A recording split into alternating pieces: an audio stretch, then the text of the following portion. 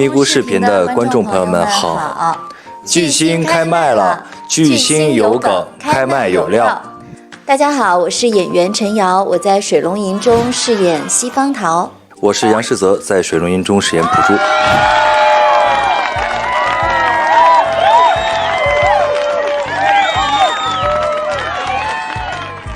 请互相介绍一下彼此的角色。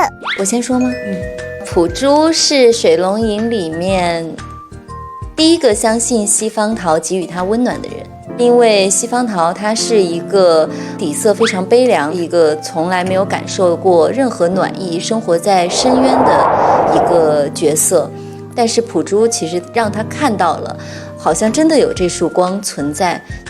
朴珠西方桃是剧中最清醒疯魔的人，朴珠以奇品见人品，然后觉得西方桃是一个内核向往自由的一个人，在他身上还是能看出可以劝解他向善的一个可能性。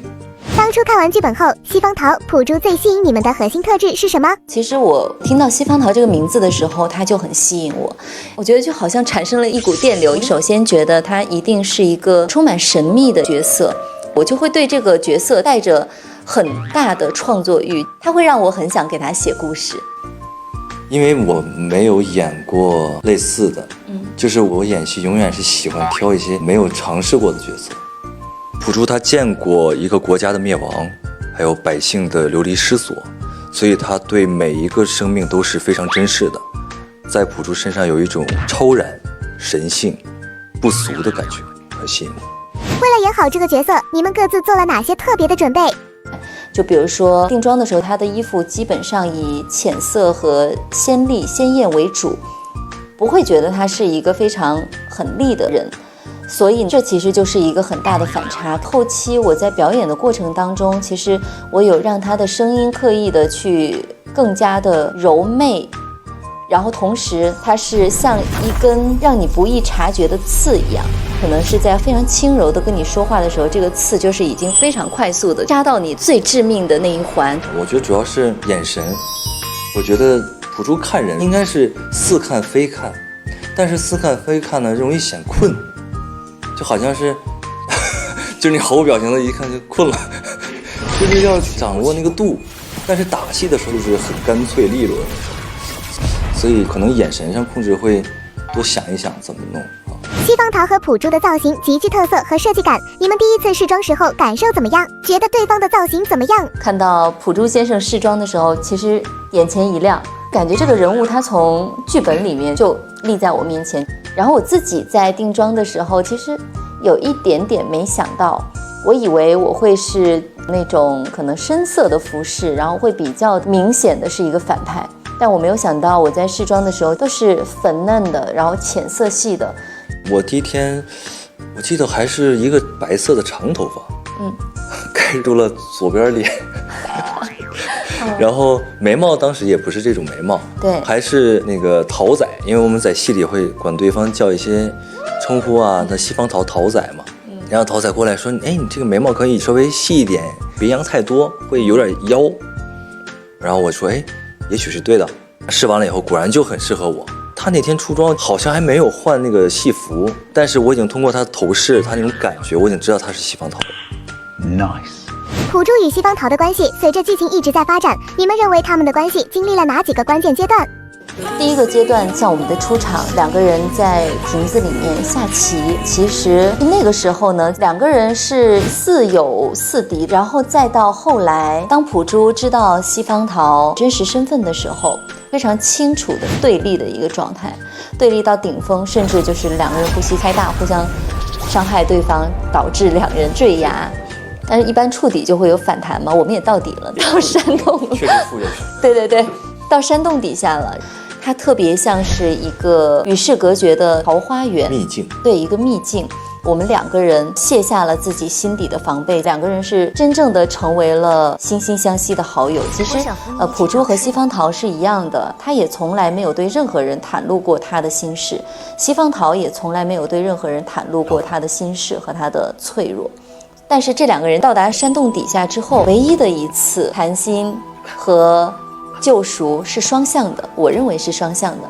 对，然后再到后来我们又回归到这个混乱的江湖当中的时候，再次回到对立状态，因为两个人都有各自必须要完成的使命和不得不去做的事情，然后再到最后的一个落点，其实是西方桃他获得了他自己想要的自由，但是他认为他也得到了朴珠的救赎，他也觉得是他们两个人之间最好的结局。从好友变成一个半敌半盟，其实是对立的，但我认为是一种惋惜感，凄美感，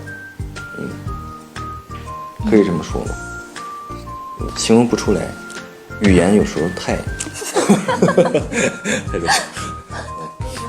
很多观众觉得朴珠与西方桃很好磕，你们本人觉得这组角色最好磕的点在哪里？我觉得可能就是朴珠与西方桃之间不可戳破的一种救赎感，因为在朴珠看来，西方桃是有悔过之心，朴珠又有救赎之心。我是觉得是两个人巨大的差异，和怎么都不会觉得这两个人会是同路人的这种差异感，这样的两个人，他们能够成为知己，且能够互相救赎，这个事情发生的时候，我觉得就是非常好磕的。而且我觉得换到另外一个角度来说，每个人在自己最绝望或者是最灰暗的那一段时间，都希望有一道光。朴珠就是这样的一个存在。在片场，你们是如何培养默契的？我们在没有拍摄的时候，我们也会聊很多是怎么来丰富朴珠这个角色和西方桃之间的关系。那个世泽还说了一句话，也是我们就是不拍戏的时候一起共同讨论出来的。你说回头就是爱，那个对，因为当时原本台词不是那个，对，然后就突然不知道为什么闪过来，我就想说出来。爆料对方在片场做过的一件让你觉得最搞笑或最无语的事情。我们在拍山洞底下那一场戏的时候，有一个比较好笑的台词，是朴珠说你压到我的腿了。我们在那个山洞底下拍的时候，世泽他那个坐姿非常的难受，他是一个提前区作为体前屈，然后我还有很多的动作，整个来回大概转了个270多，应该是一直在转，对，270度应该是有。我们只要一换机位，一喊咔的时候，然后杨世泽老师就，哎呀，每次都会被戳中笑点，对，就感觉他表面上演的就是非常的淡定，但实际上他整个肌肉都在颤抖，尤其到最后快结束的时候，对，这个还比较好笑。好仔，有点掉毛啊！其实他很爱笑的，平常片场很快乐的。桃仔，我觉得他特好玩的也是在悬崖底下，然后我们要上去飞上悬崖，然后我们要吊威亚，然后他先是西方桃的形象，但是在威亚飞的一瞬间，交错的一瞬间，就能听见我耳边传来一句“妈呀”，就觉得啊，这女孩挺有反差的。越拉越高了，对，他会妈呀妈呀，有一个音调还变上去了啊，这还挺逗的。剧中朴珠和西方桃掉落山崖时的互动扣人心弦，杨世泽是如何接住陈瑶这么有攻击性的表演的？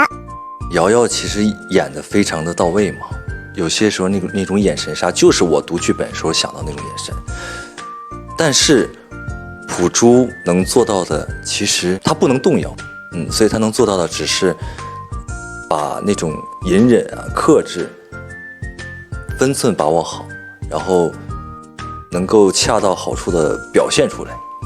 我觉得这个是最大的考验，不可说不可言说。我觉得是还挺难演的，基本上他所有的戏份都是在他的眼神，包括其实在崖底的那一场戏，他一本正经的跟我讲道理，他是直视我的眼神的，但是当我再靠近一步，再直视他的眼神的时候，他就会觉得太近了，不行，然后他就会把他的眼神瞬间的就是移走。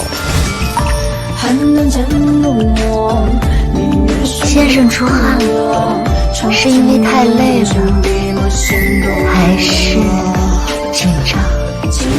剧里是相爱相杀的对手，剧外关于对方的初印象和现印象分别是什么样的？初印象就是肤白貌美，然后比较哀人，没有礼貌。现印象就是觉得怎么有那么多清奇的脑洞，然后很幽默，拍戏的时候非常认真，非常敬业。其实很温婉，对待角色非常认真，在现场他一定要弄懂，他才会去演，他不会说敷衍了事的那种。如果抛开剧本，允许你们为西方桃普珠自由创作一个结局，你们希望是怎样的？我其实畅想的是普珠可能在他的山洞里，或者是在哪个地方，然后他在看漫天的飞雪，或者是他在看满园春色，然后这个时候有一缕桃花瓣就飘在他身前的栏杆上，是代表了其实西方桃追求到了他想要的自由，就觉得那种还挺写意的。你觉得这个是你畅想的结局？对，那我畅想一个美好的吧，就是我想象当中的结局，其实要有一棵非常大的树，会有池塘，里面有很多欢快游着的小鱼，其中有一条粉色的小锦鲤，然后在这个池塘的边上，树下就是坐着普珠，他在看书，然后品茶闻香。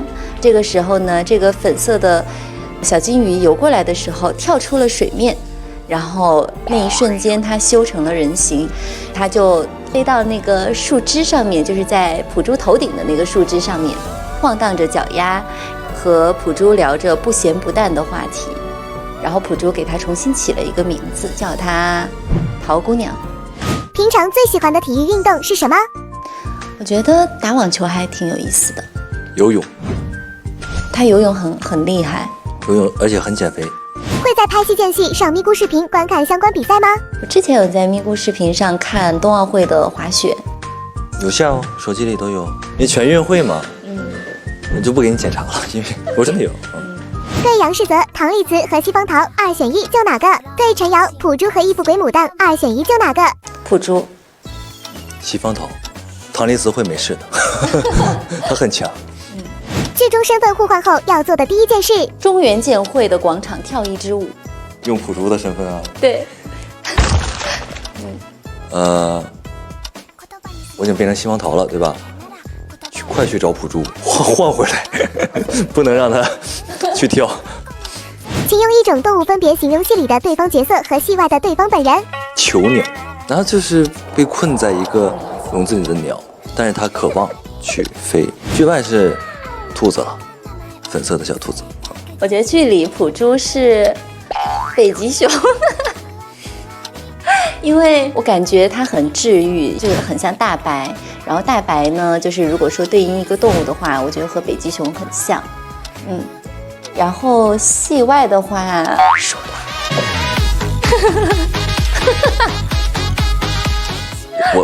我是聋子吗？听不见。慢悠悠的。对对对，很可爱。每次讲完规则的时候，世泽就是会，